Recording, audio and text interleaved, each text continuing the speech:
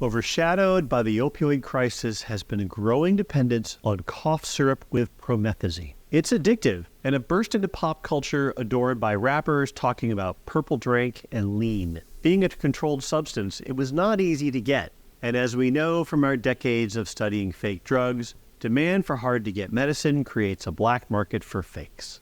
Which is presumably why a group of 11 individuals got into the counterfeit cough syrup business, building an empire that reached 12 states. Willis Reed, who managed distribution of the thousands of bottles of fake cough syrup, is the last member of the group to face justice. He's just been sentenced to 5 years in prison for his role. Many pharmacists will tell you that the demand for promethazine cough syrup made them want to stop carrying it altogether. They didn't like dealing with the fake prescriptions and the threat of theft. It's addictive and a small part of our nation's ongoing drug crisis.